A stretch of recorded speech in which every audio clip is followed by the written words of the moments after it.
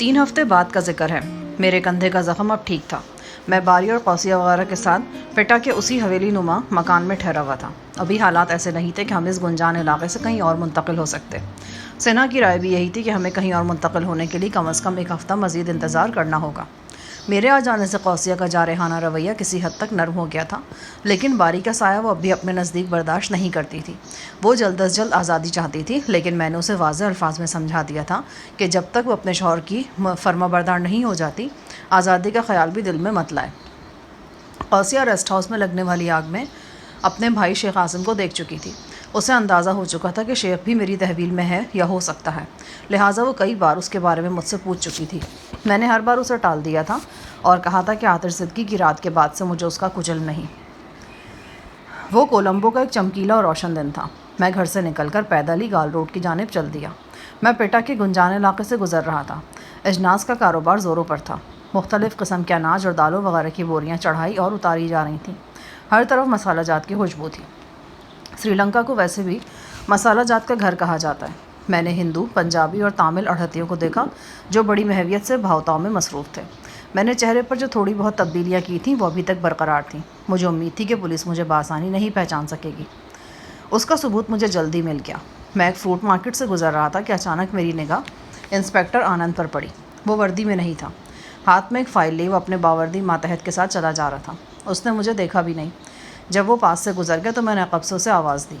وہ ایک دم گھوم کر دیکھنے لگا۔ میں اس کے قریب چلا گیا۔ میری ہلکی سی مسکراہٹ نے اسے گڑبڑا دیا۔ اچانک اس نے مجھے پہچان لیا۔ اس کے چہرے پر شناسائی کے آثار ابھرے۔ اس کا ماتحت چند گز دور کھڑا تھا۔ میں نے اس کے کندھے پر ہاتھ دھرتے ہوئے کہا، کیسے ہو دوست؟ بالکل ٹھیک ہوں جی۔ اپنے ماتحت کو بھیج دو، ہم کچھ باتیں کریں گے۔ میں تم سے رابطہ کرنے کے بارے میں سوچ ہی رہا تھا۔ یہ ایک اچھا اتفاق ہے کہ ہماری ملاقات ہو گئی۔ میری ہدایت پر آنند نے اپنی فائل اپنے باوردی ماتحت کو دے دی اور اسے آگے بھیج دیا۔ ہم پہلو با پہلو اس بھرے پورے بازار میں چلنے لگے۔ میرے یوں اچانک مل جانے پر آنند حیران رہ گیا تھا اور خود کو سنبھالنے کی کوشش کر رہا تھا۔ آنند کو میں نے آخری بار قریباً 33 دن پہلے اس وقت دیکھا تھا جب شیخ عاصم اپنی رہائش گاہ سے باہر میری گرفت میں تھا اور کبوتر کی طرح پھڑپھڑا رہا تھا۔ ہم باتیں کرتے 15-20 گز آگے گئے، پھر میں ایک جگہ پر رک گیا۔ یہ نچلے درجے کا ایک چائے خانہ تھا۔ بہت سے میلے کچیلے لوگ خستہ حال کرسیوں پر بیٹھے چائے وغیرہ پی رہے تھے۔ ایک فربہ اندام ادھیڑ عمر شخص نے اٹھ کر بڑے اتفاق سے میرا استقبال کیا۔ اس کی سفید داڑھی بالکل چھوٹی چھوٹی تھی۔ اس نے نیلے رنگ کا لمبا چوغا پہن رکھا تھا۔ یہی پاٹھا سادھو تھا۔ اس کے ارد گرد ہر وقت بھک منگوں کی بھیڑ رہتی تھی۔ اس وقت بھی پاٹھا کے چائے خانے پر ان گنت بھک منگے موجود تھے اور سستے داموں چائے، بسکٹ اور رس وغیرہ اڑا رہے تھے۔ میں نے پاٹھا سے 1-2 باتیں کی۔ میرے منع کرنے کے باوجود بھی پاٹھا نے کوک کی بوتلیں منگوا لیں۔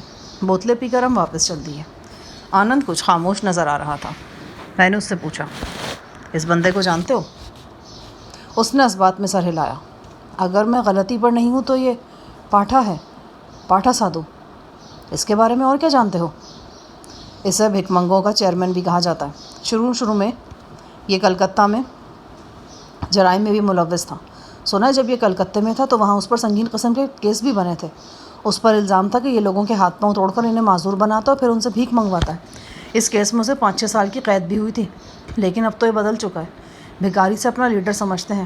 یہ اب بھی معذور افراد سے دہاڑی پر بھیک منگواتا ہے، لیکن اب یہ لوگوں کو معذور نہیں بناتا۔ جن بھکاریوں کے جسموں میں کوئی معذوری ہوتی ہے وہ اس کے پاس آتے ہیں اور اپنی معذوری کے حساب سے یہ ان کی دہاڑی مقرر کر دیتا ہے۔ میں نے اس بات میں سر ہلاتے ہوئے کہا، پاٹھا کے بارے میں تمہاری معلومات بالکل درست ہیں۔ ہم باتیں کرتے ایک تنگ گلی سے گزرے۔ یہاں اڑھتیوں، بیوپاریوں اور تھوک و پرچون کے خریداروں کا رش تھا۔ بھاؤ تاؤ ہو رہے تھے۔ کان پڑی آواز سنائی نہیں دیتی تھی۔ دھوپ تیز ہو گئی تھی اور گرمی بڑھتی جا رہی تھی۔ سری لنکا کی مخصوص حبس کے سبب پسینہ دھاروں کی صورت میں بہہ رہا تھا۔ ہم جس گلی سے گزرے وہاں دیواروں کے ساتھ کئی بھکاری بیٹھے تھے۔ کوئی اندھا تھا، کوئی پاؤں سے معذور تھا۔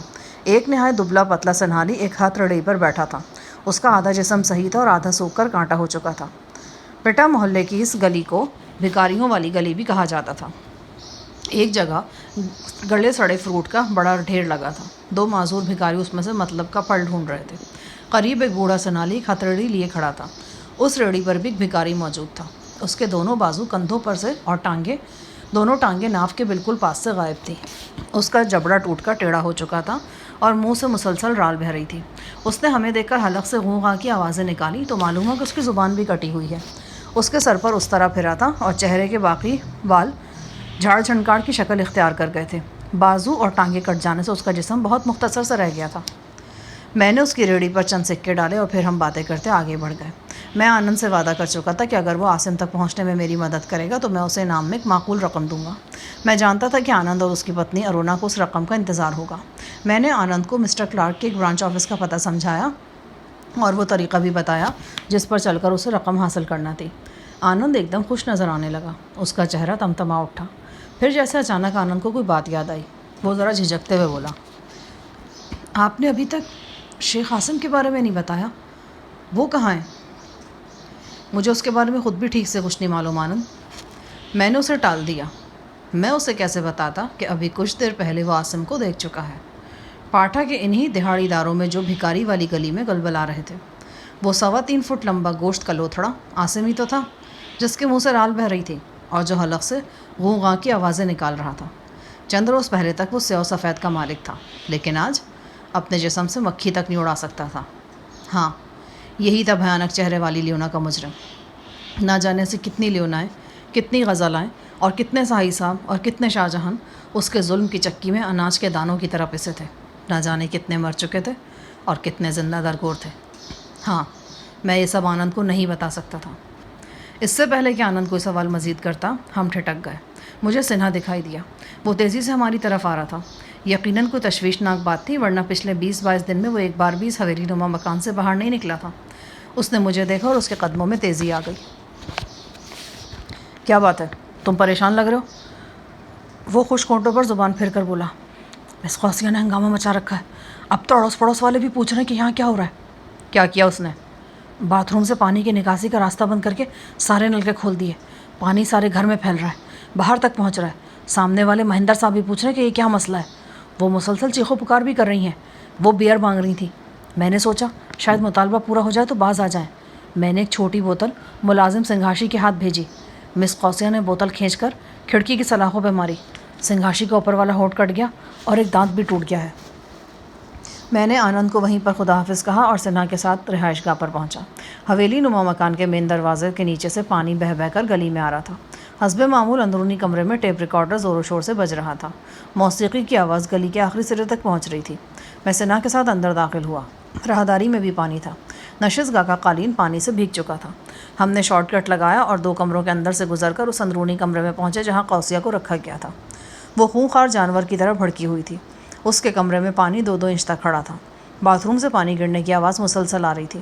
کچھ دیر پہلے بیئر کی جس بوتل نے سنگھاشی کو زخمی کیا تھا اس کی کرچیاں سلاخدار کھڑکی کے ارد گرد بکھری تھیں۔ سنہا کو دیکھتے ہی قوسیہ چیخنے لگی، دفع ہو جاؤ یہاں سے، اپنی منحوس صورت لے کے چلے جاؤ میرے سامنے سے، میں کہتی ہوں چلے جا حرامزادے۔ وہ اسے مارنے کے لیے کمرے میں کوئی چیز ڈھونڈنے لگی، لیکن اسے ایسی کوئی چیز دکھائی نہیں دی۔ میں نے کہا، دیکھو قوسیہ، میں تمہیں آخری بار سمجھا رہا ہوں، یہ نلکے بند کر دو اور نکاسی کھول دو، ورنہ کیا ہوگا؟ کیا کر لو گے تم؟ مجھے جان سے مار دو گے؟ مار دو مجھے جان سے۔ تم جانتی ہو قوسیہ، مرنا کسی شخص کے لیے بھی اتنا آسان نہیں ہوتا۔ اس کا تجربہ تم پہلے بھی کر چکی ہو۔ تمہاری وہ چھری ابھی تک میرے پاس موجود ہے۔ اگر تم اسے خودکشی کے لیے استعمال کرنا چاہتی ہو تو میں ابھی پیش کر سکتا ہوں۔ لاؤ، دو چھری مجھے، میں مر جانا چاہتی ہوں۔ تم بکواس کر رہی ہو، تمہارے منہ میں کتے کی زبان ہے۔ وہ چنگھاڑی اور پھر ایک دم گالیوں پر اتر آئی۔ پچھلے چند دن میں جب تھوڑی سی نرمی میرے لیے اس کے رویے میں نظر آئی تھی، وہ یکسر غائب ہو چکی تھی۔ میں نے بھڑکتے شعلوں میں اسے کود کر بچایا تھا۔ اگر کوئی یاد رکھنے والا ہوتا تو یہ بات ساری عمر یاد رکھ سکتا تھا، لیکن وہ بد فطرت چند دنوں میں ہی بھول گئی تھی۔ سنا، چابی دو مجھے۔ سنا کے چہرے پر ہراس نظر آیا۔ بہرحال وہ بولا کچھ نہیں۔ اس حوالے سے وہ ایک دفعہ پہلے بھی مجھ سے ڈانٹ کھا چکا تھا۔ اس نے جیبیں ٹٹولی اور بند دروازے کی چابی میرے حوالے کر دی۔ یہ دروازہ ہمہ وقت بند رہتا تھا۔ قوسیہ کو جوشیہ کمرے میں پہنچائی جاتی تھی، وہ اس میں سلاخدار کھڑکی کا استعمال کیا جاتا تھا۔ میں نے یہاں بیبسی شکل کی 1-2 رکابیاں دیکھی جو بآسانی سلاخوں میں سے گزر سکتی تھیں۔ سنہا نے چابی لے کر مجھے دی۔ میں نے دروازہ کھولا اور اندر داخل ہوا۔ قوسیہ کمرے کے عین درمیان میں کھڑی تھی اور بالکل بے حرکت نظر آتی تھی، تاہم میں دیکھ رہا تھا کہ اس کی آنکھوں میں شعلے رقص ہیں۔ میں اچھی طرح جانتا تھا کہ ہتھیار کے نام پر قوسیہ کے پاس کوئی شے نہیں۔ ہاں، یہ ممکن تھا کہ شیشے کا کوئی ٹکڑا یا اسی طرح کی کوئی نوکدار شے اس کے پاس موجود ہو۔ میں نزدیک پہنچا تو حسب توقع وہ خونخوار بلی کی طرح چیخ کر مجھ پر جھپٹی۔ انداز ایسا تھا جیسے اپنے ناخنوں سے میری آنکھیں نوچ لینا چاہتی ہو۔ میں نے تیزی سے اس کی دونوں کلائیاں دبوچ لیں۔ اب یقینی بات تھی کہ وہ ٹانگیں چلائے گی۔ میں نے ایک گھٹنا موڑ کر اپنی ناف کے سامنے کر دیا اور اس کی ساری ضربیں پنڈلی اور گھٹنے پر روکی۔ 5-10 سیکنڈ کی شدید کشمکش کے بعد وہ بری طرح ہانپ گئی۔ اپنی اس کوشش کے دوران میں وہ ایک بار گری بھی۔ فرش پر پانی کھڑا تھا، اس کے کپڑے بالکل بھیگ گئے، اس کا ہانپا ہوا بدن باریک لباس کے اندر سے صاف نظر آ رہا تھا۔ اپنے تن من سے بے خبر وہ منہ سے نفرت کے شعلے اگل رہی تھی۔ اچانک اس کی کلائی میرے ہاتھ سے پھسل گئی۔ وہ کسی پاگل جانور کی طرح مجھ پر جھپٹی اور اپنے دانتوں سے میرے کندھے کا گوشت ادھیڑنے کی کوشش کی۔ میں نے اس کے بوائے کٹ بال مٹھی میں جکڑ دیے اور زور لگا کر اس کا سر پیچھے کی طرف موڑ دیا۔ اس نے ایک بار پھر میرے بازو پر کاٹنے کی اندھا دھند کوشش کی، لیکن پوری طرح کامیاب نہیں ہوئی۔ وہ بھیگ گئی تھی اور چکنی مچھلی کی طرح میرے ہاتھوں سے پھسلے جا رہی تھی۔ اس کی کوشش تھی کہ کسی طرح دروازے تک پہنچ جائے اور پھر دوڑتی ہوئی باہر نکل جائے۔ میں نے اسے 1-2 تھپڑ رسید کیے۔ جب وہ بالکل بے قابو ہونے لگی تو میں نے اس کی گردن جکڑ دی اور دباؤ ڈال کر اسے بے ہوش کر دیا۔ اس کے بے ہوش ہوتے ہی سنا بھی اندر آ گیا۔ وہ ڈرے ڈرے انداز میں بولا، جناب کہیں ان کو؟ نہیں کچھ نہیں ہوا، ابھی 1.5-2 گھنٹے میں ہوش میں آ جائے گی، لیکن اس سے پہلے بھی آ سکتی ہے۔ تم نائلون کی رسی لاؤ، اس کے ہاتھ پاؤں باندھ دیں۔ 10 منٹ میں ہم نے اس کے ہاتھ پاؤں باندھ دیے۔ قوسیہ نے باتھ روم کے نکاسی کے سوراخوں میں کپڑے وغیرہ ٹھونس رکھے تھے، وہ نکالے گئے اور پانی کی نکاسی بحال کی گئی۔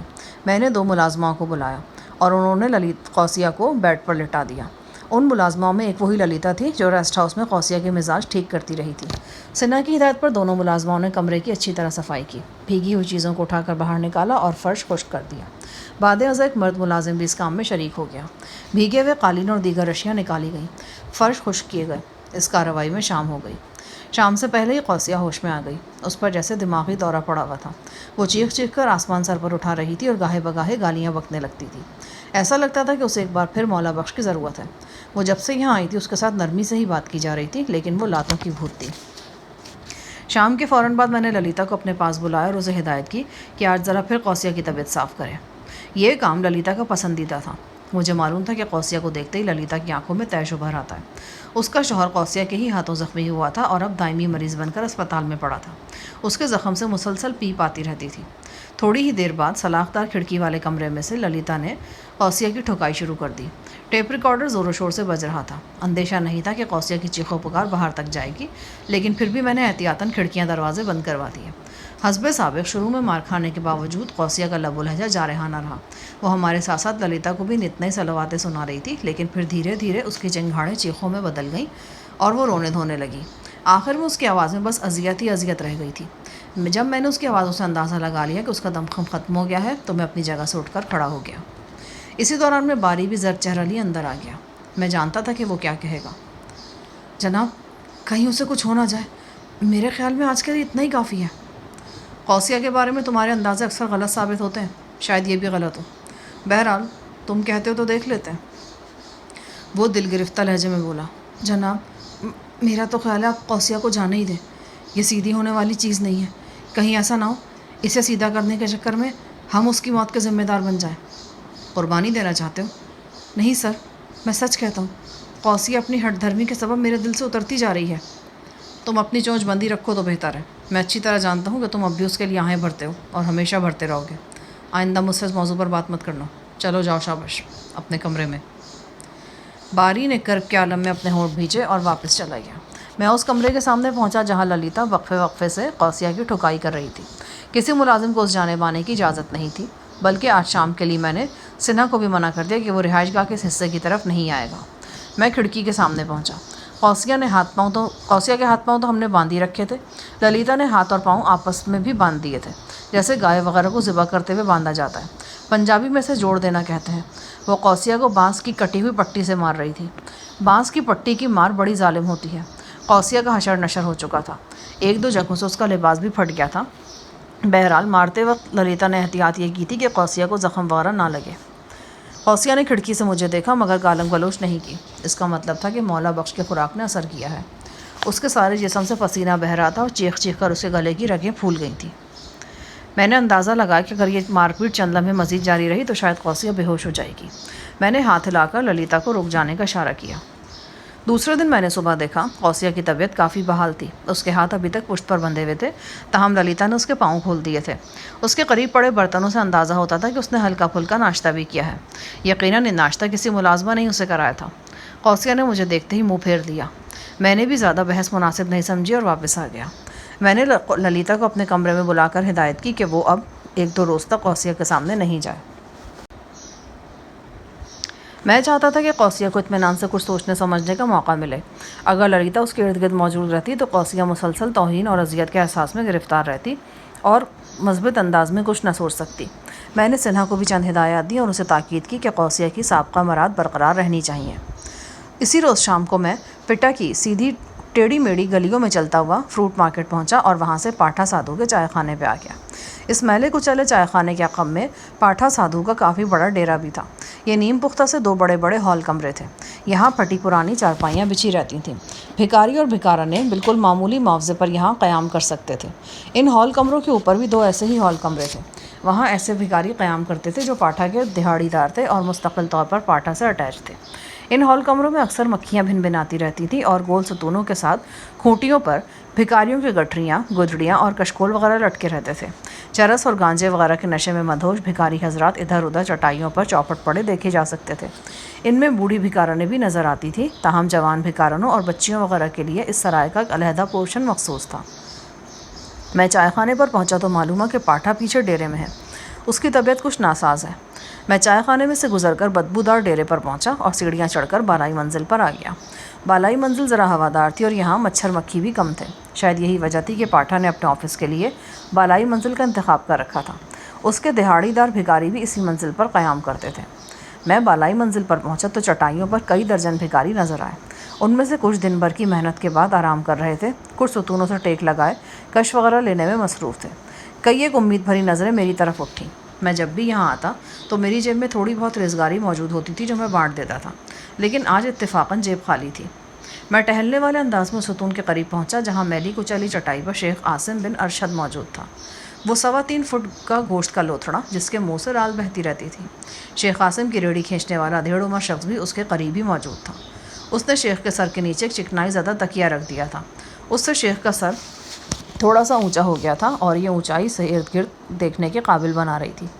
अधेड़ उम्र शख्स ने हाथ माथे पर ले जाकर मुझे सलाम किया। मैंने एक बार फिर जेबें टटोली तो जेब से एक सिक्का निकल ही आया। मैंने सिक्का अधेड़ उम्र शख्स की हथेली पर रख दिया। उसका नाम रामलाल था। उसके साथी उसे लाले कहते थे। लाले, क्या हाल है इसका? मेरा इशारा शेख आसिम की तरफ था। वो हिंदी में बोला, साहब 2-4 दिन तो सख्त मुसीबत रहा है। इसका पेट ख़राब हो गया था। हर 10-15 मिनट बाद कपड़ा ख़राब कर लेता था। धो कर बुरा हाल हो गया मेरा। अब भगवान की कृपा से कुछ ठीक है। चलो अच्छी बात है। इसे 1-2 रोज़ ज़रा नरम खाना खिलाओ। नरम भोजन कहाँ से आएगा सरकार? जो कुछ डेरे पर पकता है वही खाना होता है। अच्छा, मैं पाठा साहब से कह देता हूँ, वो इसका ख्याल रखेंगे। आपकी ज़रा नवाजी है सरकार। 1-2 रोज़ भाजी रोटी के बजाय चावल मिल जाए तो इसका तबीयत ठीक हो जाएगा।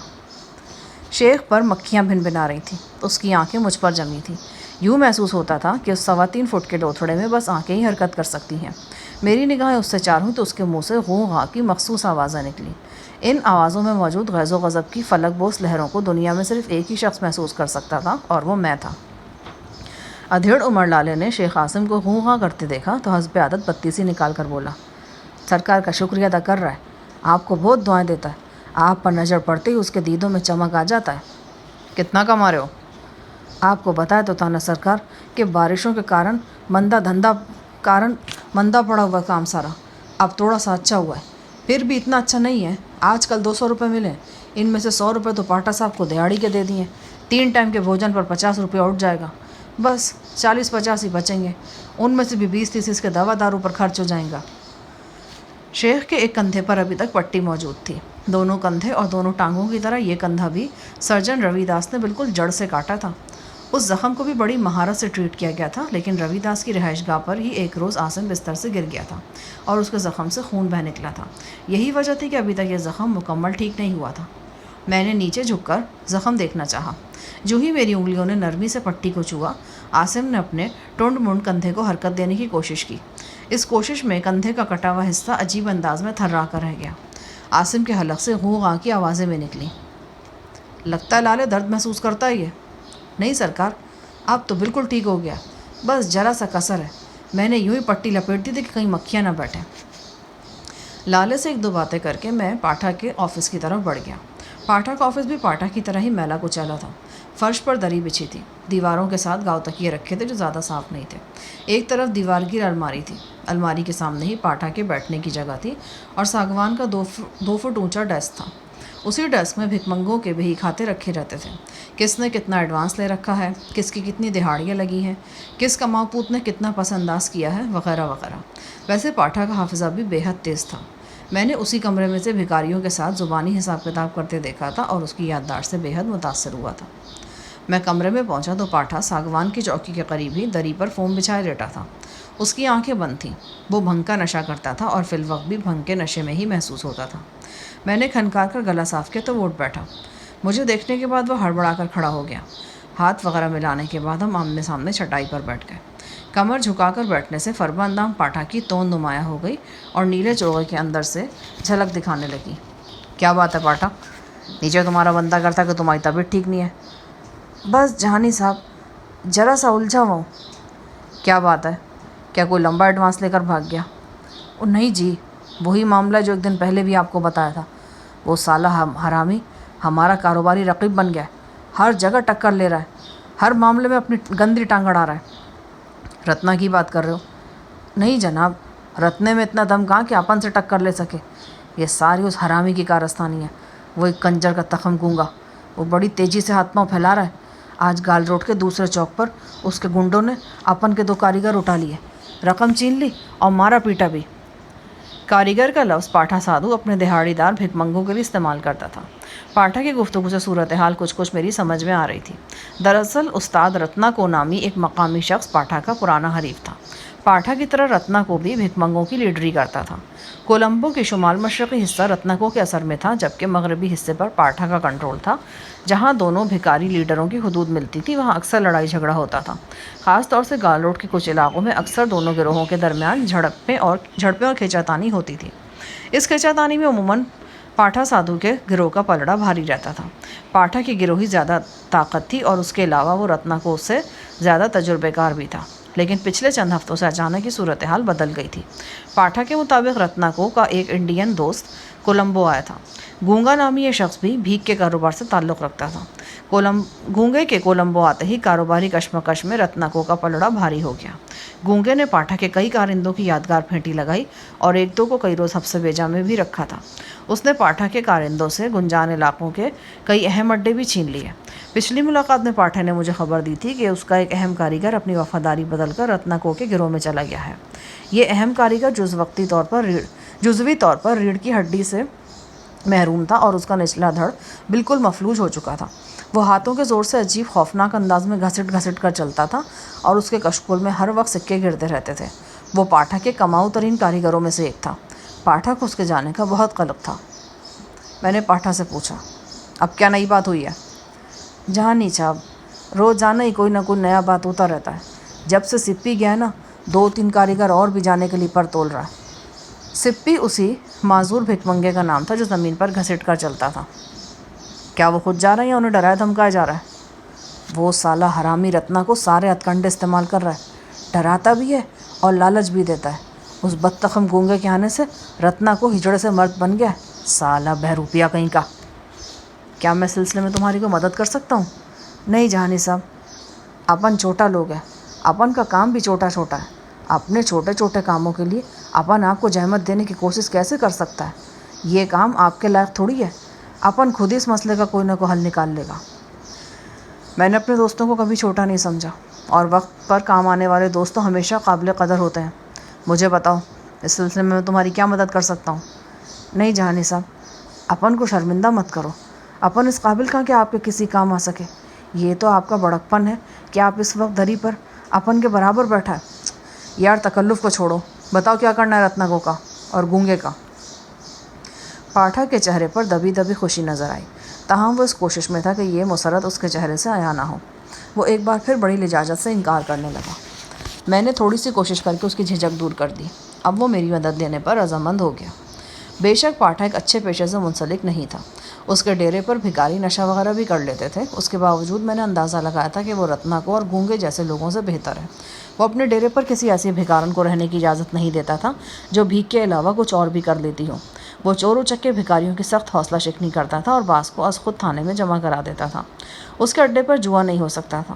وہ معذور بھکاریوں کو نوکری ضرور دیتا تھا، لیکن اچھے بھلے لوگوں کو معذور کر کے بھکاری بنانے سے تائب ہو چکا تھا۔ اس کے کاروباری رقیب اس کی اس برائی سے مستثنیٰ نہیں تھے۔ رتنا کو کے بارے میں اطلاع تھی کہ وہ کاریگروں کو زیادہ ہنرمند بنانے کے لیے انہیں اپاہج بنانے سے بھی گریز نہیں کرتا۔ یہ کام کبھی کاریگر کی رضامندی سے ہوتا تھا اور کبھی بغیر رضامندی کے۔ ابھی میرے اور پاٹھا کے درمیان گفتگو جاری تھی کہ فون کی گھنٹی بجی۔ پاٹھا نے ڈیسک کے کسی خفیہ خانے میں ہاتھ ڈال کر فون کا ریسیور اٹھایا اور سنہالی میں چند باتیں کی۔ فون رکھنے کے بعد اس نے معذرت بھری نظروں سے میری طرف دیکھا۔ معافی چاہتا ہوں، اپن نیچے بس کاؤنٹر سے ہو کر 1 منٹ میں آیا۔ آپ نے کہیں جانا نہیں ہے؟ میں نے اسپیشل قہوہ منگوایا آپ کے لیے۔ وہ اٹھا اور توند ہلاتا ہوا جلدی جلدی نیچے چلا گیا۔ میں پاٹھا کے کمرے میں بیٹھا رہا۔ میرے ہاتھ میں سلگتا ہوا سگریٹ تھا۔ وسکی کی طلب ہو رہی تھی۔ گاؤ تکیے سے ٹیک لگا کر میں ہال کمرے کا منظر دیکھنے لگا۔ اندھیرا اب گہرا ہو چکا تھا۔ بھکاری یہاں وہاں ٹانگیں پسار کر لیٹ گئے تھے۔ کچھ کش لگا رہے تھے اور کچھ نشے میں اونگ رہے تھے۔ چھت پر پرانی طرز کے پنکھے جھوم جھوم کر چل رہے تھے۔ یہ ہوا کم دیتے تھے اور شور زیادہ مچاتے تھے۔ اچانک میری نگاہ ستون کی طرف اٹھی جہاں میں نے شیخ کو دیکھا تھا۔ وہ اب اپنی جگہ پر موجود نہیں تھا۔ اس کا نگران ادھیڑ عمر لالا ستون سے ٹیک لگائے نیم دراز تھا۔ اس کی آنکھیں بند تھیں۔ میں اپنی جگہ سے کھڑا ہو گیا۔ میں نے شیخ کی تلاش میں ادھر ادھر تیزی سے نگاہ دوڑائی۔ یکا یک میرے اعصاب تن گئے۔ میں نے شیخ کو دیکھ لیا تھا۔ وہ 3.25 فٹ کا لوتھڑا پتہ نہیں کس طرح خود کو حرکت دیتا ہوا اپنی سابقہ جگہ سے کوئی 5 گز آگے نکل گیا تھا۔ وہ اب بھی حرکت میں تھا۔ میں محویت سے اسے دیکھنے لگا۔ اس کا حرکت کرنے کا انداز عجیب سا تھا۔ وہ جیسے کروٹ بدلنے کی کوشش کرتا تھا۔ کروٹ تو نہیں بدلی جاتی تھی، لیکن اس کا مختصر جسم کھسک کر چند انچ آگے چلا جاتا تھا۔ وہ اس حرکت کو دوبارہ دہراتا اور 2-3 انچ یا چند سینٹی میٹر کا فاصلہ مزید طے کر لیتا۔ میں اسے دیکھتا رہا۔ اچانک مجھ پر ایک غیر متوقع انکشاف ہوا۔ بے ڈھنگے طریقے سے کھسک کھسک کر شیخ عاصم بن ارشد ایک بالکنی کی طرف جا رہا تھا۔ بالکنی کے 3 فٹ اونچے آہنی جنگلے کا کچھ حصہ موجود نہیں تھا۔ یہاں سے بآسانی نیچے کودا جا سکتا تھا۔ یہ اونچائی 16-17 فٹ سے کم نہیں تھی۔ نیچے پختہ سڑک تھی۔ پلک جھپکتے میں صورتحال میری سمجھ میں آ گئی اور اس کے ساتھ ہی جسم میں ایک سنسنی کی لہر دوڑ گئی۔ شیخ اپنی زندگی کا خاتمہ کرنا چاہ رہا تھا۔ اس کے سوا اور کیا وجہ ہو سکتی تھی اس حرکت کی؟ یہ ایک لرزہ خیز انکشاف تھا۔ میں آفس سے باہر نکلا اور خواب دیدہ و نیم خواب دیدہ بھکاریوں کے درمیان راستہ بناتا ہوا عاصم کے قریب پہنچ گیا۔ میں اس سے قریباً 15 فٹ کی دوری پر خاموش کھڑا ہو گیا۔ عاصم اب بالکل بالکنی کے قریب پہنچ چکا تھا۔ اس کا عجیب و غریب جسم مسلسل حرکت کر رہا تھا۔ میں دیکھتا رہا۔ جب میں نے محسوس کیا کہ گوشت کا لوتھڑا جس کا نام عاصم بن ارشد ہے بالکنی سے پھسل کر پختہ سڑک پر جا گرے گا، تو میں تیزی سے آگے بڑھا اور اسے پکڑ لیا۔ عاصم کی نظر مجھ پر پڑی۔ جھاڑ جھنکاڑ بالوں میں چھپا ہوا اس کا چہرہ بھیانک نظر آ رہا تھا۔ وہ ایک جنونی کا چہرہ تھا۔ آنکھیں حلقوں سے ابلی ہوئی تھیں۔ مجھے دیکھ کر اس کی آنکھیں کچھ مزید ابل آئیں۔ اس کے جسم میں عجیب سی ہلچل پیدا ہوئی، جیسے وہ خود کو میری گرفت سے چھڑانے کی کوشش کرنا چاہ رہا ہو۔ اسی دوران میں 2-3 بھک منگی ہمارے نزدیک پہنچ چکے تھے۔ ان میں لالا بھی تھا۔ وہ پریشان دکھائی دیتا تھا۔ میں نے اسے ڈانٹا اور سمجھایا کہ اس کی غفلت کی وجہ سے کیا ہونے جا رہا تھا۔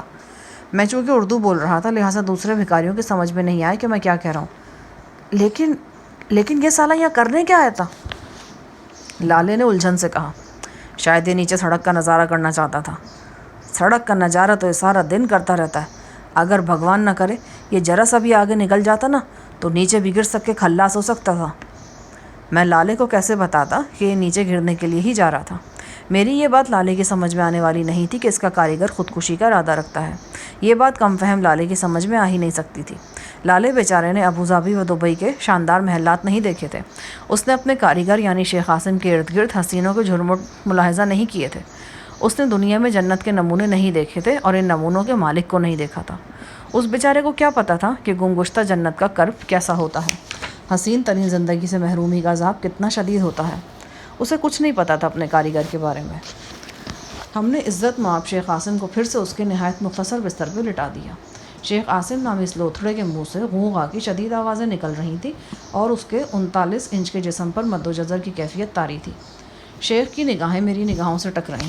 اس نے حلق سے ایک عجیب آواز نکالی اور پھر اپنے ہونٹوں کو سکڑ کر کچھ کرنے کی کوشش کی۔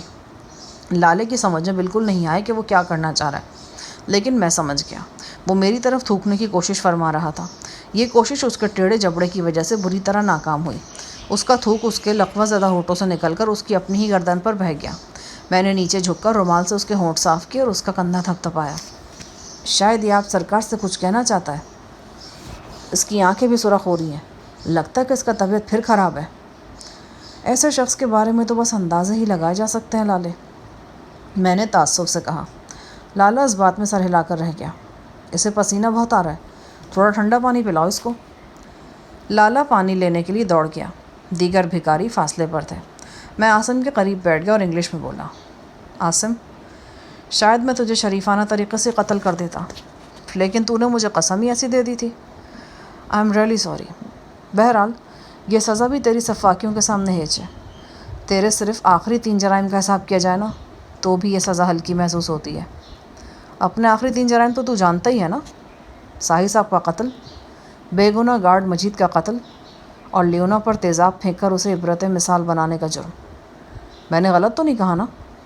اچھا، جہاں رہو خوش رہو۔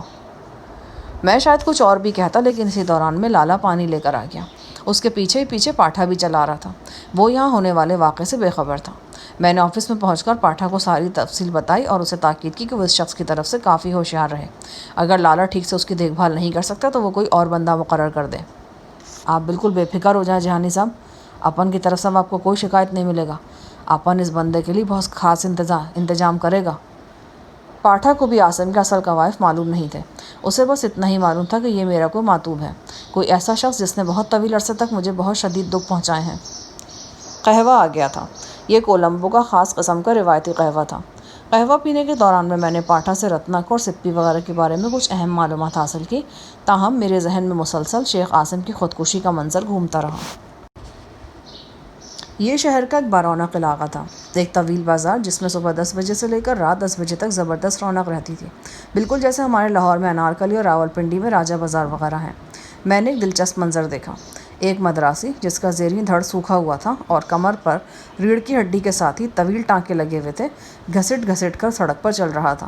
وہ بازوؤں اور ہتھیلیوں کے زور سے چلتا تھا، اس کے ساتھ ہی وہ اپنی داہنی کونی بھی استعمال کرتا تھا۔ جسم کے جو حصے سڑک سے رگڑ کھاتے تھے انہیں زخمی ہونے سے بچانے کے لیے اس شخص نے وہاں کٹی ہوئی ٹیوب کے ربڑ وغیرہ لپیٹ رکھے تھے۔ یہی شخص مشہور منگتا سپی تھا۔ اس کی عمر 30-35 کے لگ بھگ ہوگی۔ لوگوں کے پیروں میں حقیق کیچوے کی طرح رینگنے کے ساتھ ساتھ وہ منہ سے دردناک قسم کی فریاد بھی بلند کرتا تھا۔ جب وہ بولتا تو اس کی آواز 2 حصوں میں بٹی ہوئی محسوس ہوتی، جیسے 2 افراد ایک ساتھ بول رہے ہوں۔ سپہر کا وقت تھا، ابھی بازار کی بھرپور رونق شروع نہیں ہوئی تھی، پھر بھی شاپنگ کرنے والے سینکڑوں مرد و زن یہاں موجود تھے۔ میں اس ہجوم میں رہا اور سپی کے ساتھ ساتھ ہی آگے بڑھتا رہا۔ سپی جب اپنے جسم کو ترسناک انداز میں حرکت دے کر تھوڑا سا آگے کھسکاتا تو اس کے ساتھ ہی اپنا ٹین کا چھوٹا سا ڈبہ بھی آگے کھسکا دیتا۔ یہ ڈبہ سکوں اور نوٹوں سے وزنی ہو رہا تھا۔ میری موجودگی میں سپی نے 2 فرلانگ کا فاصلہ قریباً 1 گھنٹے میں طے کیا اور اس دوران میں اس کا کشکول یعنی ٹین کا ڈبہ 2 بار بھر کر خالی ہوا۔ دونوں مرتبہ سپی کے پیچھے چلنے والے ایک شخص نے ڈبہ اپنے جھولے میں ڈال کر خالی ڈبہ سپی کو واپس دیا۔ میں سپی کے پیچھے چلتے چلتے اس کی آمدن کا حساب جوڑتا رہا۔ اس ڈبے میں کم و بیش 500 روپے تو جمع ہوئے ہی ہوں گے۔ 1 گھنٹے میں ڈبہ 2 مرتبہ بھرا تھا۔ اگر دہاڑی میں سپی بازار کے 8 چکر بھی لگاتا ہو تو 8 گھنٹے میں یہ ڈبہ کم از کم 16 مرتبہ بھرتا ہوگا۔ اس کا مطلب تھا کہ اس شخص کی روزانہ آمدن کسی بھی طرح 18,000 سے کم نہیں تھی۔ دوسرے لفظوں میں یہ شخص واقعی سونے کی چڑیا تھا۔ اب یہ چڑیا رتنکوں کے پاس تھی۔ میری گاڑی بازار کے آخری سرے پر کھڑی تھی۔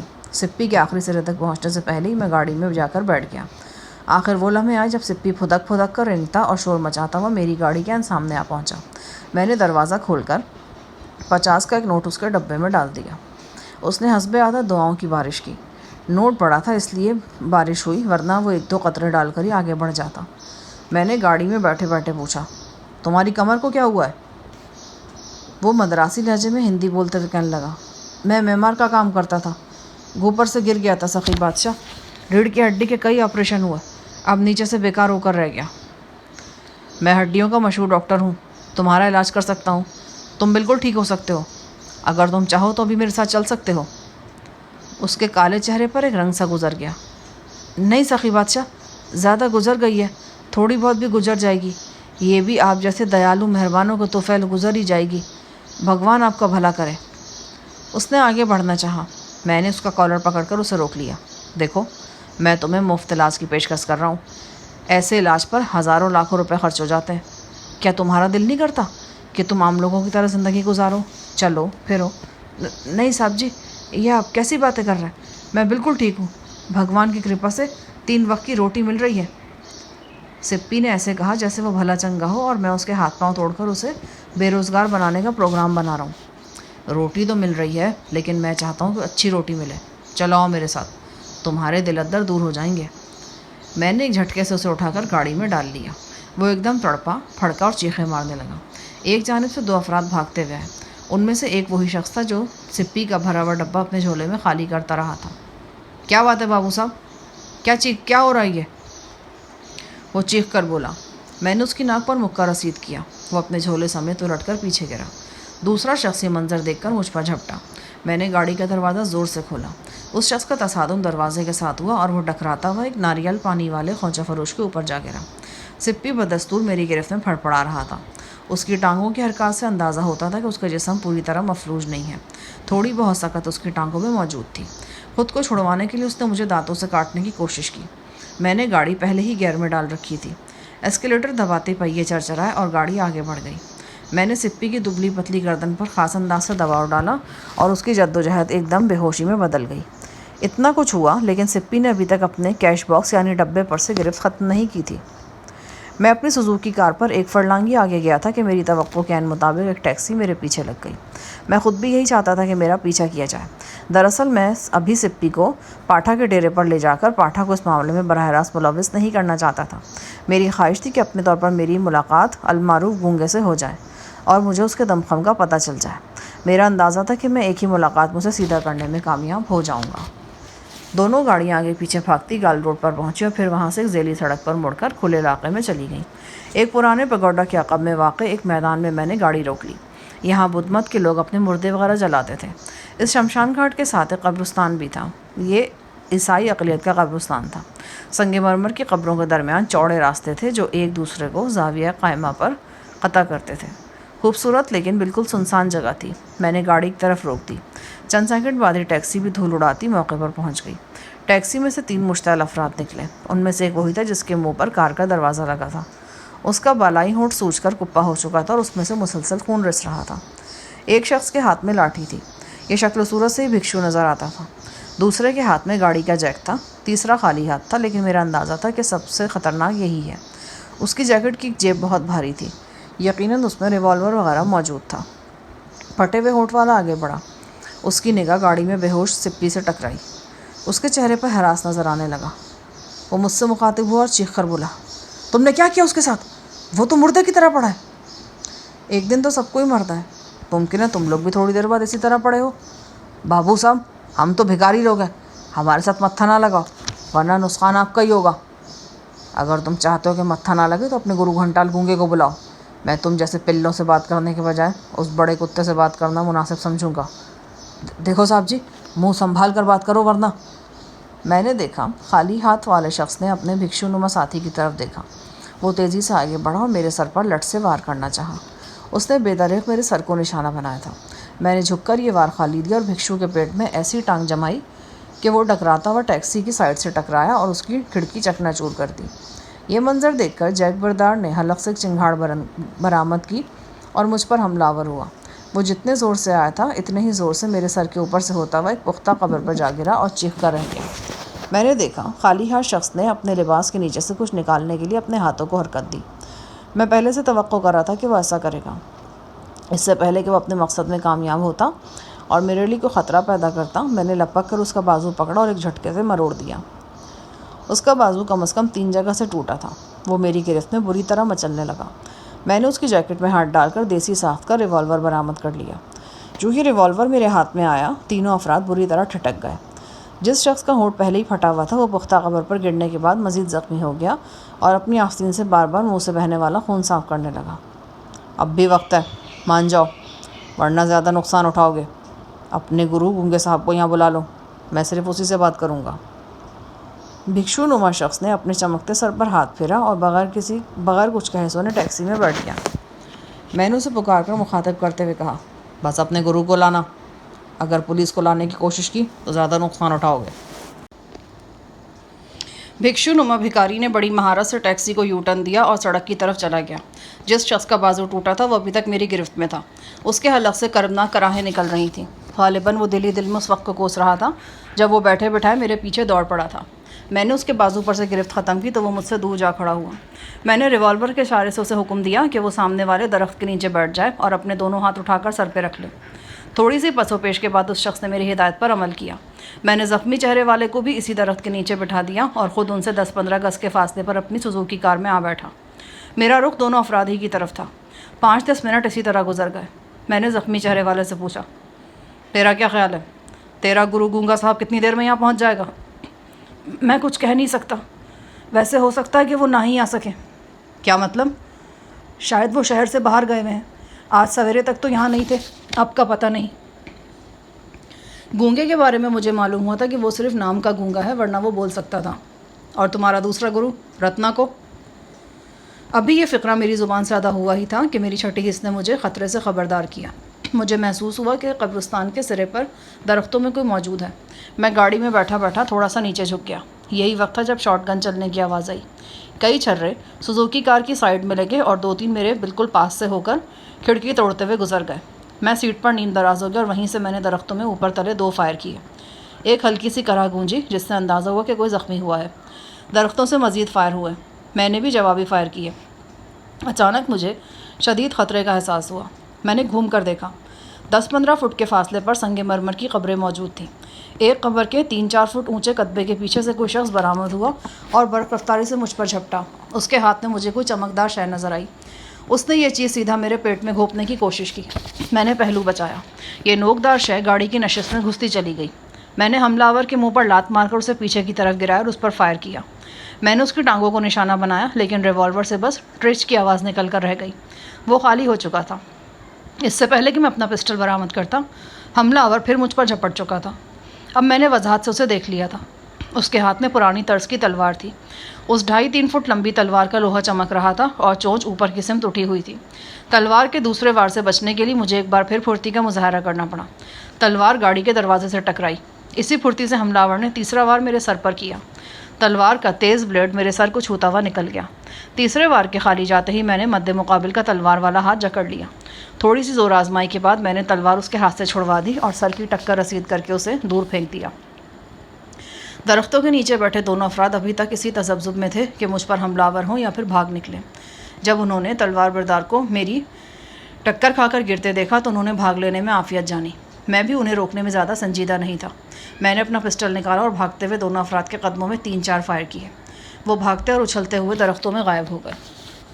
تلوار والے شخص وہ قبروں کے درمیان اکڑو بیٹھا تھا اور ناک آؤٹ ہو جانے والے کسی باکسر کی طرح آگے پیچھے جھول رہا تھا۔ اس کی موٹی ناک چنکا تھی۔ میں نے اندازہ لگا کہ یہی شخص رتنا کو ہے۔ بعد میں یہ اندازہ بالکل درست ثابت ہوا۔ اچانک مجھے درختوں کی جانب سے ہلکی کرا سنائی دی۔ مجھے یاد آیا کہ کوئی بندہ میری گولی سے بھی زخمی ہوا تھا۔ میں نے اسے بلند آواز سے پکارا اور درختوں سے نکلنے کا حکم دیا۔ اسے حکم کی تعمیل پر مجبور کرنے کے لیے مجھے 2 ہوائی فائر بھی کرنا پڑے۔ وہ گھسٹتا ہوا درختوں سے برآمد ہوا۔ یہ وہی بھکشو تھا جو کچھ دیر پہلے اپنے چیف گونگے کو لانے کے لیے ٹیکسی پر روانہ ہوا تھا۔ ریوالور کی گولی اس کی پنڈلی میں لگی تھی اور اس کے گروے رنگ کی دھوتی خون سے لال ہو رہی تھی۔ اس کے چہرے پر شدید تکلیف کے آثار تھے۔ وہ بے دم سا ہو کر گر پڑا۔ عام بھکشو کے انداز میں اس نے گروے یعنی سرخی مائل رنگ کے 3 کپڑے پہن رکھے تھے، ایک دھوتی، ایک کرتا اور ایک میلی کچیلی چادر جس میں سے اس کا ایک کندھا اوریا نظر آتا تھا۔ اس کا سر منڈا ہوا تھا۔ میں نے ٹوٹی پھوٹی سنہالی میں اس سے پوچھا، تم تو اپنے بڑے گرو کو لینے کے لیے گئے تھے نا؟ وہ ادھر نہیں ہے۔ یہ کس کو ساتھ لے کر آئے ہو؟ یہ رتنا کو صاحب ہیں۔ میں نے بھکشو سے 2-3 سوال مزید کیے۔ اس کی باتوں سے پتہ چلا کہ رتنا کو سے راستے میں ہی ملاقات ہو گئی تھی۔ یہ بھکشو نما آدمی ٹیکسی پر شہر کی طرف جا رہا تھا کہ یہاں سے 2 کلومیٹر دور اس نے رتنا کو موٹر سائیکل پر آتے دیکھا۔ وہ بھی ہماری ہی تلاش میں آ رہا تھا۔ ٹیکسی دیکھ کر رتنا کو رک گیا اور پھر دونوں بذریعہ موٹر سائیکل صرف 4-5 منٹ کے اندر قبرستان پہنچ گئے۔ وہ کلاوا کاٹ کر قبرستان کی دوسری جانب سے آئے تھے اور موٹر سائیکل انہوں نے کافی فاصلے پر ہی بند کر دی تھی۔ میں نے رتنا کو سے پوچھا، بتاؤ کہاں ہے تمہارا یار گونگا؟ تم نے اس کو کیا کہنا ہے؟ رتنا کو ہندی میں بولا، بس کچھ کہنا ہے؟ جو کچھ کہنا ہے مجھ سے کہو، میں تمہیں جواب دوں گا۔ دیکھو میں اس کی بہن سے شادی رچانا چاہتا ہوں، اگر تمہاری کوئی بہن شادی کے قابل ہو تو تم بتا دو۔ وہ غصے سے چٹک کر رہ گیا لیکن بولا کچھ نہیں۔ تھوڑی دیر پہلے وہ میری کارکردگی بڑی اچھی طرح ملاحظہ کر چکا تھا۔ میں نے اس کی گری ہوئی تلوار اٹھائی اور اس کے سر پر کھڑے ہو کر کہا، ہاں گونگے کے بارے میں بتاؤ گے یا خود ہی میرا مسئلہ حل کرو گے؟ گونگا صاحب یہاں نہیں ہیں، وہ کولمبو سے باہر گئے۔ تو پھر ٹھیک ہے، تم ضمانت کے طور پر میرے ساتھ چلو، جب گونگا آ جائے گا تو میں تمہیں چھوڑ دوں گا۔ رتنا کو نے اپنے سیاہی مائل خشک ہونٹوں پر زبان پھیرتے ہوئے کہا، جس کے کہنے پر تم یہ سب کچھ کر رہے ہو اسے بری طرح پچھتانا پڑے گا، اور ساتھ ساتھ تمہیں بھی۔ میں نے ایک زوردار ٹھوکر رتنا کو کی پسلیوں میں لگائی۔ وہ ایک قبر پر اوندھا ہو گیا اور ہائے ہائے کرنے لگا۔ اس کی آواز میں غسیلے بھکاریوں جیسی کرختگی تھی اور لہجے میں بددعاؤں جیسا آہنگ تھا۔ میں نے تلوار کی نوک اس کی گردن میں چبھوتے ہوئے اسے سیدھا کرنے کی کوشش کی۔ وہ ایک بار پھر تڑپ کر مجھ پر حملہ آور ہوا۔ اس نے بیٹھے بیٹھے خود کو اچھالا اور ایک طوفانی ٹکر میری ناف میں رسید کرنے کی دلیرانہ کوشش کی۔ یہ وار میں نے بمشکل بچایا۔ رتنا کو اپنے زور میں اوندھے منہ گرا۔ میں نے اسے ٹھوکروں پر رکھ لیا۔ وہ چیخنے لگا۔ ساتھ ساتھ وہ پاٹھا کا نام لے لے کر اسے کوس رہا تھا۔ اسے یقین تھا کہ میرا تعلق پاٹھا سے ہی ہے۔ کیا بکواس کرتے ہو؟ یہ پاٹھا کون ہے؟ وہ دھاڑا۔ تم مجھے بے وقوف نہیں بنا سکتے۔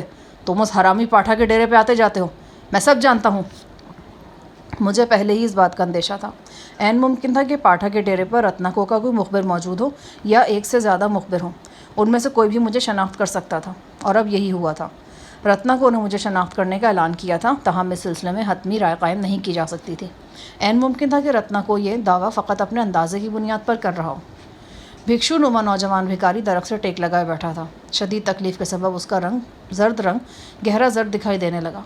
کئی لوگوں میں تکلیف برداشت کرنے کی صلاحیت قدرتی طور پر کم ہوتی ہے۔ اس نے دونوں ہاتھوں سے اپنی زخمی پنڈلی کو جکڑ رکھا تھا اور بری طرح کانپ رہا تھا۔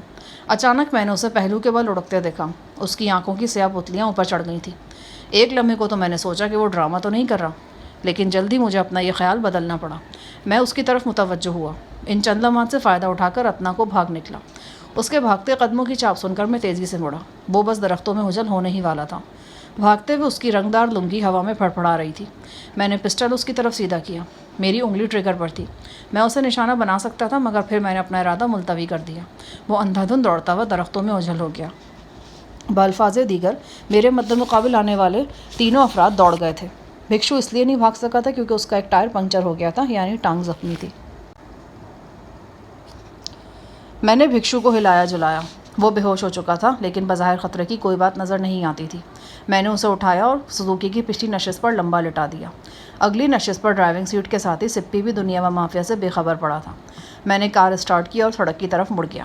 رتنا کو کی چھوڑی ہوئی تلوار اور شارٹ گن بھی میں نے گاڑی میں ہی رکھ لی تھی۔ اس ہنگامے کے دوران میں چند تماشائی بھی قبرستان آ پہنچے تھے، لیکن ان بیچاروں نے سامنے آنے کی کوشش نہیں کی۔ اس وقت بھی وہ چھوٹی سی ٹولی کی صورت میں ناریل کے ایک جھنڈ کے پیچھے موجود تھے اور میری گاڑی کو حرکت میں آتے دیکھ رہے تھے۔ سپی اور زخمی بھکشو کو لے کر میں سیدھا پٹا پہنچا اور اپنی رہائش گاہ یعنی حویلی نما مکان میں آ گیا۔ سپی اور بھکشو کو بڑی احتیاط سے حویلی کے اندرونی کمرے میں پہنچایا گیا۔ بھکشو کی بے ہوشی تو راستے میں ہی گہری غنودگی میں بدل چکی تھی، تاہم سپی ابھی تک بے ہوش تھا۔ مجھے اس کی طرف سے ذرا بھی فکر نہیں تھی۔ ہمارے ملازمین میں سے دو نے فوراً سپی کو پہچان لیا۔ اسی طرح سنہا بھی فوراً پہچان گیا کہ یہ مشہور منگتا سپی ہے۔ بھکشو کی ٹانگ میں گولی موجود تھی۔ سنہا نے اپنے تعلقات استعمال کرتے ہوئے فوراً گھر میں ہی اس کی گولی نکلوانے کا انتظام کر لیا۔ رات کو سپی ہوش میں آ چکا تھا۔ شروع میں اس نے خوب غل مچایا۔ میری ہدایت پر سنہا نے حسب معمول اونچی آواز میں ٹیپ ریکارڈر لگا رکھا تھا۔ کچھ دیر میں 2-4 تماچے کھانے کے بعد جب سپی کی طبیعت کچھ بحال ہوئی تو میں نے اس سے پوچھ گچھ شروع کی۔ میں نے اس سے پوچھا کہ وہ پاٹھا کا ڈیرا چھوڑ کر رتنا کو کے پاس کیوں چلا گیا؟ وہ ٹسوے بہاتے ہوئے بولا، سخی بادشاہ، اپن تو غریب دہاڑی دار ہے جی۔ پاٹھا اور رتنا کو صاحب جیسے بڑے لوگوں کو، ان لوگوں کے جھگڑے میں ہم جیسے مینڈک تو یوں ہی کچھ لے جاتے ہیں۔ رتنا کو اور گونگا صاحب مجھے ڈرا دھمکا کر وہاں لے گئے جی۔ اگر میں نہ جاتا تو وہ مجھے جان سے مار دیتے۔ تم نے پاٹھا کو بتایا تھا کہ رتنا کو تمہیں دھمکیاں دیتا ہے؟ کئی بار بتایا تھا جی، پر میں نے دیکھا تھا اب پاٹھا صاحب رتنا کو سے کچھ دبنے لگے تھے۔ دراصل جب سے گونگا صاحب آئے تھے پاٹھا صاحب کا پلڑا کچھ ہلکا ہو گیا تھا۔ لیکن مجھے معلوم ہوا کہ تم ایک لالچی اور بےحد کمینے بھکاری ہو۔ تم صرف زیادہ پگار کے چکر میں رتنا کو کی طرف گئے ہو اور جاتے جاتے پاٹھا کا 10-15 ہزار ایڈوانس بھی لے گئے ہو۔ یہ بالکل غلط ہے سخی بادشاہ۔ پتہ نہیں آپ کو سب کس نے بتایا۔ میں بھگوان کا سوگند کھاتا ہوں جی کہ ابھی کچھ دیر پہلے بھی مجھے پتہ چلا ہے کہ تم نے رتنا کو کے پاس جانے کے بعد ایک بالکل جوان بھکارن سے شادی کی ہے اور اسے گال روڈ پر ایک کوٹھی بھی لے کر دی ہے۔ اس سے یہ ثبوت ملتا ہے کہ تم کچھ ایسے معذور بھی نہیں ہو۔ سپی تھوک نکل کر رہ گیا۔ شاید سخی بادشاہ کہنا چاہ رہے ہیں کہ میں نے جو شادی کی ہے یہ ایک طرح سے رشوت لی ہے۔ یہ بات نہیں ہے صاحب جی، اس شادی کا پروگرام تو پہلے سے ہی بنا ہوا تھا۔ میری پہلی بیوی 1 سال سے جھگڑا کر کے اپنے باپ کے گھر بیٹھی ہوئی ہے۔ ماشاء اللہ، تو یہ دوسری شادی تھی؟ وہ سر جھکا کر رہ گیا۔ ہمارا ایک ملازم سنگھاشی آ گیا اور مؤدب لہجے میں بولا، گستاخی کی معافی چاہتا ہوں جی، یہ چھوٹا منہ بڑی بات ہوگی۔ یہ عام مشہور ہے کہ سپی کی 2 بیویاں پہلے سے موجود تھیں۔ یہ آخری شادی اس کی دوسری نہیں تیسری شادی ہے۔ ارے یہ تو سونے پر سہاگا والی بات ہے۔ خیر کوئی بات نہیں، ابھی تھوڑی دیر میں سب پتہ چل جائے گا۔ میں نے سپی سے پوچھا کہ اس کے گرو گھنٹال رتنا کو یا گونگے سے کیسے رابطہ کیا جا سکتا ہے۔ اس نے فوراً مجھے رتنا کو کے 2 ٹیلی فون نمبر دیے۔ سپی کے اپنے گھر میں بھی فون وغیرہ کی سہولت موجود تھی۔ میں نے فوراً فون کر کے رتنا کو سے رابطہ قائم کیا۔ رتنا کو کی نشے میں ڈوبی ہوئی آواز ابھری۔ وہ پہلے سنہالی میں بولتا رہا لیکن پھر ہندی میں بات کرنے لگا۔ کون بول رہا ہے؟ وہ کرخت لہجے میں بولا، تمہارا باپ، کہو کیا حال چال ہے؟ دوسری طرف چندہ میں خاموشی رہی۔ یوں لگا جیسے رتنا کو ٹیلی فون چھوڑ کر ہی چلا گیا۔ بالآخر وہ گمبھیر لہجے میں بولا، تم جو کوئی بھی ہو پاٹھا کے حق میں بہت برا کر رہے ہو۔ وہ زندہ درگور ہو جائے گا۔ تمہارے اور پاٹھا کے لیے بہتر یہی ہے کہ 1 گھنٹے کے اندر اندر ہمارے دونوں کاریگروں کو چھوڑ دو۔ میں نے اسے گالی دیتے ہوئے کہا، تم پاٹھا کو درمیان میں کیوں گھسیٹ لیتے ہو بار بار؟ یہ اس کا اس معاملے سے کوئی تعلق نہیں۔ یہ میری اور تمہاری گیم ہے۔ تم جھوٹ بولتے ہو۔ اس جھوٹ کا بہت برا خمیازہ بھگتنا پڑے گا تمہیں۔ یاد رکھنا، اگر آج تم نے ہمارے بندوں کو نہیں چھوڑا تو کل پاٹھا کے بندے کسی چوک کسی گلی میں دھندا نہیں کر سکیں گے۔ کیا کرو گے تم ان کے ساتھ؟ بس سمجھو کل کا دن ان کے لیے قیامت کا دن ہوگا۔ اگر ایسی بات ہو تو کل کا دن شروع ہو لینے دو۔ تمہیں اور تمہارے گونگے کو اپنی اوقات کا پتہ چل جائے گا۔ میں دیکھوں گا کہ تمہارے چمچے کڑچے کس طرح اپنے اڈوں پر بیٹھتے ہیں۔ تم آج اپنے 2 چمچوں کی واپسی کا مطالبہ کر رہے ہو، کل 2-3 درجن کی واپسی کا مطالبہ کرتے نظر آؤ گے۔ میرے لب و لہجے نے رتنا کو گڑبڑا دیا۔ شاید اس کا خیال تھا کہ میں مروب ہو جاؤں گا، لیکن اسے اینٹ کا جواب پتھر سے مل رہا تھا۔ وہ لہجے کو قدرے نرم کرتے ہوئے بولا، اگر دنگا فساد کرو گے تو یہ مت سمجھو کہ تمہارا نقصان نہیں ہوگا۔ اسی لیے تو گزارش کر رہا ہوں بیٹا جی کہ اپنا اس حرامی یار گونگے کو بلاؤ تاکہ میں اس سے بات کر سکوں۔ پر تمہارا مسئلہ کیا ہے؟ کس بات کی پریشانی ہے تمہیں؟ یہ بھی میں اس بڑے کتے کو ہی بتاؤں گا۔ چند سیکنڈ خاموشی رہی۔ غالباً رتنا کو میرے توہین آمیز لہجے کو ہضم کرنے کی کوشش کر رہا تھا۔ وہ اس کوشش میں کامیاب ہوا۔ کہاں ملنا چاہتے ہو تم؟ کوئی بھی جگہ منتخب کر لو جہاں کوئی ہمیں ڈسٹرب نہ کر سکے۔ بس ایک بات ذہن میں رکھنا، اگر دھوکہ دینے کی کوشش کی تو تم دونوں یاروں کو بہت رونا پڑے گا۔ ٹھیک ہے، میں مشورے کے بعد تمہیں 1-2 گھنٹے تک فون کرتا ہوں، رتنا کو نے کہا اور فون بند کر دیا۔ میں نے فوراً پاٹھا کے ڈیرے پر اس سے رابطہ کیا۔ بھنگ کے نشے نے پاٹھا کی آواز بھاری کر رکھی تھی۔ میں نے اسے تمام صورتحال سے آگاہ کیا۔ اس بات کی اطلاع میں اسے پہلے ہی دے چکا تھا کہ میں اس کے اہم کاریگر سپی کو رتنا کو سے چھڑا لایا ہوں اور اب وہ میرے پاس موجود ہے۔ میں نے پاٹھا سے کہا، تم نے ظاہری طور پر اس سارے معاملے سے الگ تھلگ رہنا ہے۔ اگر مخالف پارٹی میں سے کوئی تم سے رابطہ کرے تو تم یکسر بے خبر بن جاؤ گے۔ جیسے آپ کا حکم جہانی صاحب۔ تمہارا کوئی مخبر رتنا کو وغیرہ میں موجود ہے؟ ہاں جی، ایک بندہ ہے۔ بس کسی طرح اس کو ہوشیار کر دو۔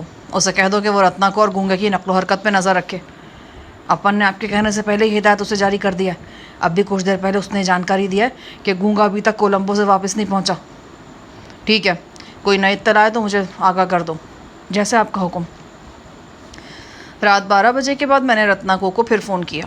رتنا کو نے کہا، ابھی میں تمہیں کچھ نہیں بتا سکتا کیونکہ ابھی گونگا صاحب کولمبو واپس نہیں آئے۔ میرا وچار اب صبح ہی بات ہو سکے گی۔ ٹھیک ہے، صبح تک انتظار کر لیتے ہیں، لیکن میں پھر بتا دوں، کوئی چالاکی نہیں چلے گی۔ اس نے کوئی جواب دیے بغیر فون بند کر دیا۔ اس کا رویہ کچھ بدلا محسوس ہوتا تھا۔ وہ سب جھلایا ہوا بھی تھا۔ صبح 10 کے لگ بھگ جب میں نے رتنا کو دوبارہ فون کرنے کا ارادہ کیا تو پاٹھا کا فون آ گیا۔ اس کی آواز میں گھبراہٹ نمایاں تھی۔ جب پاٹھا جیسا شخص گھبرا جائے تو پھر واقعی کوئی پریشانی کی بات ہوتی ہے۔ کیا بات ہے پاٹھا؟ بہت سخت گڑبڑ ہوگی جناب۔ وہ حرامی رتنا کو اپنی اصلیت دکھانے پر آ گیا ہے۔ آج صبح سویرے پولیس کی نفری نے اپن کے بندوں کے خلاف ایکشن لیا ہے۔ بڑے زبردست چھاپے مارے گئے۔ کئی جگہوں سے اپن کے اندازے کے مطابق 20-22 کاریگروں کو اٹھا لیا گیا ہے۔ خبر واقعی چونکا دینے والی تھی۔ تم کہاں سے بول رہے ہو؟ اپن 1 گھنٹہ پہلے اپنا ڈیرا چھوڑ کے آ گیا، نہیں تو اپن کے بھی پکڑے جانے کا خطرہ تھا۔ میرے ذہن میں چنگاریاں سی بھر گئیں۔ آج کل ویسے بھی مجھے ہر شے سے بیزاری محسوس ہو رہی تھی۔ پے در پہ ایسے صدمے آئے تھے کہ اندر سے میں ٹوٹ پھوٹ گیا تھا۔ ان صدموں میں ایک صدمہ غزالہ سے دور ہو جانے کا بھی تھا۔ یہ دوری اس لیے بھی سخت شاک گزر رہی تھی کہ بہت قریب آنے کے بعد بہت فاصلہ پیدا ہو گیا تھا۔ میں نے پاٹھا سے پوچھا، تمہارا مخبر کو کارکردگی نہیں دکھا سکا؟ لگتا ہے کہ یہ ساری کارروائی بڑی راجداری سے کی گئی ہے۔ اپن کا مخبر اس بارے میں بالکل بے خبر رہا، لیکن اس نے ابھی ایک بہت خاص خبر دے کر اپن کا شکایت دور کر دیا۔ کیسی خبر؟ اس نے اپن کو ابھی فون پر جانکاری دی ہے کہ گونگا کولمبو واپس آ گیا ہے۔ اس سمے گونگا اور رتنا کو اپنے 2-4 خاص کارندوں کے ساتھ ٹیمپل روڈ کے کوارٹر میں موجود ہیں۔ پولیس کا ایک بڑا افسر بھی جو گونگے کا نیا یار بنا ہے کوارٹر میں موجود ہے۔ ویری گڈ، یہ اچھی خبر ہے۔ اب تم ذرا مجھے کوارٹر کا پتہ ٹھکانا تو بتا دو۔ پاٹھا نے پریشان ہو کر کہا، جہانی صاحب آپ اپن کے لیے بہت کشٹ اٹھا رہے ہیں۔ اپن آپ کو مزید کچھ نہیں کرنے دے گا۔ اگر آپ کے دماغ میں وچار ہے کہ آپ اکیلا گونگے وغیرہ سے بھیڑنے چلا جائے گا تو یہ خطرناک سوچ ہے۔ اس کا خاطر دیکھو پاٹھا، میں نے تم سے مشورہ نہیں مانگا، نہ ہی تم مشورہ دینے کی مجھے کوشش کرنا۔ میں جو کچھ پوچھ رہا ہوں بس اس کا جواب دو۔ وہ کوارٹر کہاں پر ہے؟ پر جہانی صاحب پرور کچھ نہیں، مجھے کوارٹر کا پتہ بتاؤ یا پھر میں فون بند کر رہا ہوں۔ پھر مجھ سے جو ہو سکے گا میں اپنے طور پر کروں گا۔ کچھ پس و پیش کے بعد پاٹھا نے مجھے کوارٹر کا پتہ بتا دیا۔ تاہم اس نے ساتھ یہ شرط رکھی کہ وہ میرے ساتھ جائے گا اور اپنے 2-4 خاص بندے بھی ساتھ لے جائے گا۔ پاٹھا کی یہ شرط ماننا میرے لیے ممکن نہیں تھا۔ میری خواہش تھی کہ پاٹھا اس معاملے میں کم سے کم ملوث ہو۔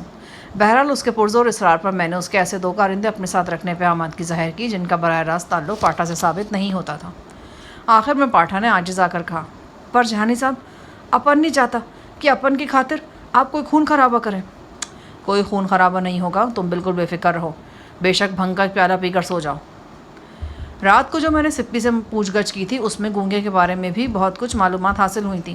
گونگے کا اصل نام امرناتھ معلوم ہوا تھا، لیکن یہ نام بہت کم لوگ جانتے تھے اور اسے گونگا صاحب یا صرف صاحب کہا جاتا تھا۔ گونگا انڈین تھا۔ وہ وقتاً فوقتاً سری لنکا آتا رہتا تھا اور اس کا قیام 8-10 روز سے زیادہ نہیں ہوتا تھا۔ تاہم اس مرتبہ وہ سری لنکا میں قیام کرنے کے ارادے سے آیا تھا۔ اس کی آمد قریباً 4 ماہ پہلے ہوئی تھی۔ وہ مستقل طور پر رتنا کو کے ڈیرے پر رہائش پذیر ہو گیا تھا۔ اس نے بھکاریوں کے انجمن میں خاصی دلچسپی لی تھی اور ان انجمنوں کے عہدیداروں میں اٹھنا بیٹھنا شروع کر دیا تھا۔ 2-4 ہفتوں میں پولیس کے اندر بھی اس کے کئی واقف پیدا ہو گئے تھے۔ دیکھتے ہی دیکھتے وہ علاقے پر چھا گیا تھا۔ اسے رتنا کو کے قریبی دوست کی حیثیت سے پہچانا جا رہا تھا اور اس کی وجہ سے رتنا کو کا اسرو رسوخ بھی دن دگنی رات چوگنی ترقی کر رہا تھا۔ جو ہی رتنا کو گونگے کا سہارا ملا اس نے اپنے پرانے رقیب پاٹھا کو آڑے ہاتھوں لینا شروع کر دیا۔ وہ ہر جگہ اس کے ساتھ ٹکر لینے لگا اور اسے ہر جگہ پسپا کرنے کے چکر میں رہنے لگ گیا۔ گونگا خود بھی ہاتھ پاؤں کا مضبوط آدمی تھا اور مارکوٹائی کے فن میں طاق تھا۔ پچھلے 1.5-2 مہینے میں اس نے گال روڈ کے کئی ٹھکانوں پر اپنا قبضہ جما لیا اور پاٹھا کے مزاحمت کرنے والے کارندوں کو یادگار پھینٹی لگائی۔ پولیس نے بھی اس میں زبردست تعلقات بنا لیے تھے، لہٰذا گونگے کی زیادتی کا شکار ہونے والوں کو پولیس کی زیادتی کا بھی شکار ہونا پڑا۔ میں نے اگلے آدھے گھنٹے میں وسکی کی آدھی بوتل خالی کر دی۔ سگریٹ سے سگریٹ بھی سلگا رہا تھا۔ آخر پاٹھا کے دونوں کارندے حویلی پہنچ گئے۔ یہ دونوں لڑائی بھڑائی کے ماہر افراد تھے۔ ان کے حب سے دیکھ کر اندازہ ہو جاتا تھا کہ دونوں مل کر 6-7 بندوں کے ہاتھ پاؤں بآسانی توڑ سکتے ہیں۔ میں نے ان دونوں کے مختصر انٹرویو لیے اور پھر انہیں اپنے ساتھ سنہا کی فراہم کردہ چھوٹی سوزوکی کار میں بٹھا لیا۔ پیٹا کا علاقہ ہی ایسا تھا، یہاں بڑی گاڑی لائی نہیں جا سکتی تھی۔ میرے پاس موزر تھا اور اس کے علاوہ 222 میں نے نشست کے نیچے رکھی تھی۔ میرے دونوں ساتھی بھی رائفلوں اور خنجروں سے مسلح تھے۔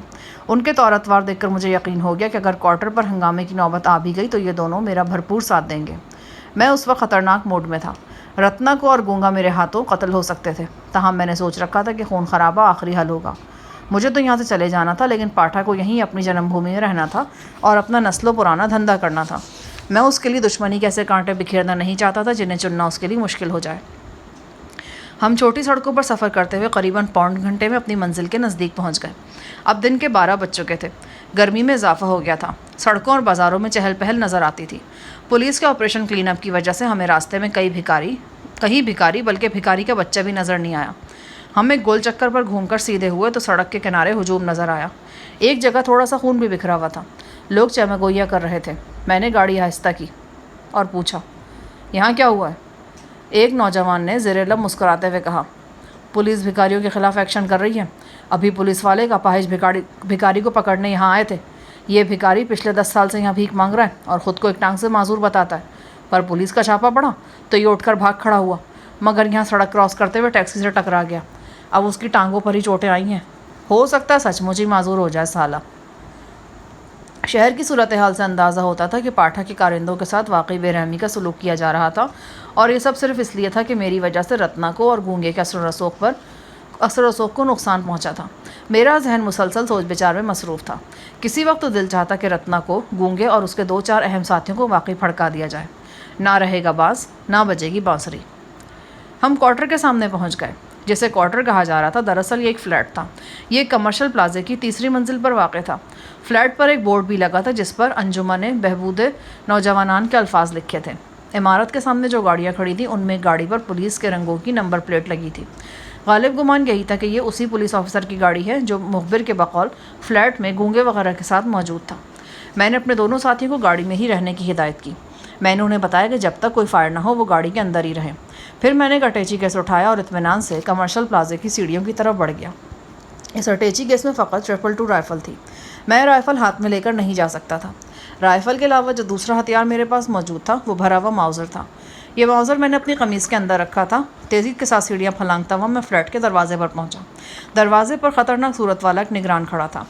اس نے مجھے گھور کر دیکھا۔ میں نے اطمینان سے اٹیچی گیس نیچے رکھا اور نگران سے کہا، میں رتنا کو صاحب سے ملنا چاہتا ہوں۔ کون رتنا کو؟ یہاں کوئی رتنا کو نہیں ہے۔ نگران کے لب و لہجے نے مجھے سمجھا دیا کہ یہ گھی سیدھی انگلیوں سے نہیں نکلے گا۔ میں نے اٹیچی گیس کھولا اور اس میں سے 222 رائفل برآمد کر لی۔ میرے اطمینان نے نگران کو چکرا دیا۔ اس کی سمجھ میں نہیں آ رہا تھا کہ میں کیا کرنے جا رہا ہوں۔ میں نے رائفل نکالی اور گھما کر نگران کی گردن پہ رسید کی۔ وزنی لٹھ کی طرح رائفل کی ضرب خاصی زوردار تھی۔ نگران اوندھے منہ فرش پر گرا۔ اسے گرتے دیکھ کر 2 افراد دوڑتے ہوئے موقع پر پہنچ گئے۔ انہیں ہرگز توقع نہیں تھی کہ انہیں اتنی سخت مزاحمت ملنے والی ہے۔ ایک شخص کے منہ پر میری لات پڑی اور وہ تیورا کر رہ گیا۔ دوسرے نے اپنے لباس سے کوئی ہتھیار وغیرہ نکالنے کی کوشش کی۔ میں نے رائفل کے کندے سے اس کے جبڑے پر ضرب لگائی۔ وہ پیچھے کی طرف گرا اور سیڑھیوں پر لڑکتا چلا گیا۔ یہی وقت تھا جب فلیٹ کا دروازہ ایک دھماکے سے کھلا۔ مجھے اپنے سامنے ایک بھکشو ٹائپ شخص دکھائی دیا۔ بھکشو اپنی نرم دلی اور امن پسندی کی وجہ سے پہچانے جاتے ہیں، لیکن اس جعلی بھکشو کے ہاتھ میں سیاہ ریوالور نظر آ رہا تھا۔ مجھے ایک لمحے کی تاخیر ہوتی تو وہ مجھ پر گولی چلا دیتا۔ میں نے فائر کیا اور بھکشو کا ریوالور والا ہاتھ زخمی ہو گیا۔ میں نے ٹانگ رسید کر کے اسے دور پھینک دیا۔ اندرونی کمرے سے ایک اور ہٹا کٹا شخص تلوار لیے برآمد ہوا۔ وہ بڑی تیزی سے آیا تھا۔ انداز ایسا تھا کہ میرا رائفل والا ہاتھ کاٹ کر پھینک دے گا۔